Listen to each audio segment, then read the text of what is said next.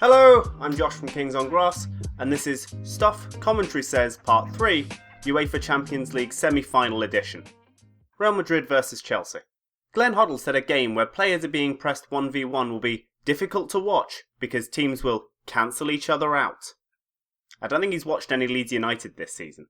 They're pretty fun to watch. Glenn Hoddle said that Vinicius Jr. was impressive in the game against Liverpool because he was prepared to make runs in behind. Now, I'm not saying that Vinicius wasn't impressive, but if being prepared to run in behind is the only thing that matters for that kind of thing, then Theo Walcott should have been the most impressive player of all time. Glenn Hoddle said that Real Madrid couldn't get enough players back when Timo Werner had his first shot on target. Now, in that phase, it was 3v2 in favour of the defenders, and by the end of the attack, there were 6 Real Madrid defenders in the box. They definitely got legs back. That's what I'm saying. Just watch the game. Glenn Hoddle said that Timo Werner wouldn't get a better chance than that in any game of football ever. Did he already forget about the open goal against Leeds? That was this season. Pause to appreciate Christian Pulisic. He's pretty good. Glenn Hoddle that the experience in Chelsea's back three of Thiago Silva, Rudiger and Christensen weren't going to make any mistakes. Thiago Silva and Christensen have both been sent off this season.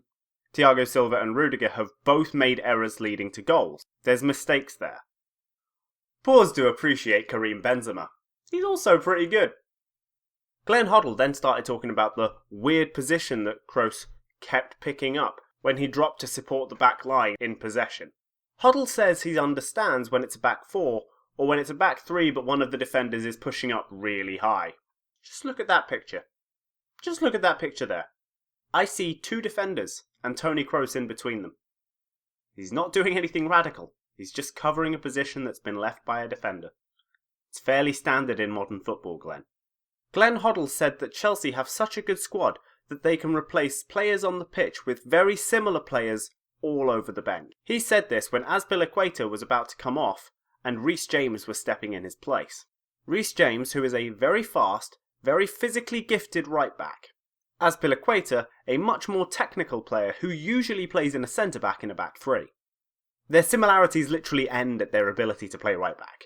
Glenn Hoddle says, kids, if you're a defender and you're 8 years old, kids don't have set positions, Glenn. You should know this. PSG versus Manchester City. Jermaine Jenas said that Man City will have worked on where not to lose the ball. I'm fairly sure he said something similar in the first leg in Dortmund. You don't work on not losing the ball. You work on retaining possession.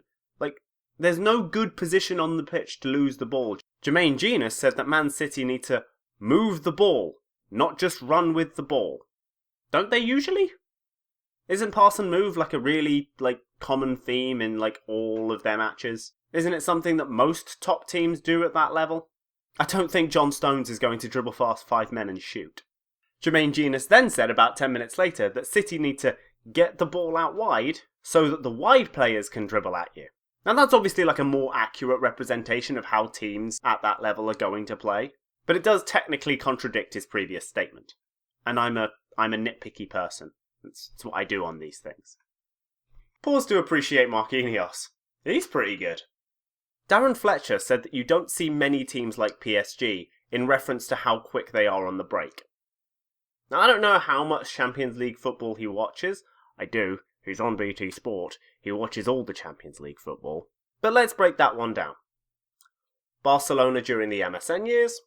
Liverpool before sort of 2019. Real Madrid when they were winning all their titles. Bayern Munich all the time.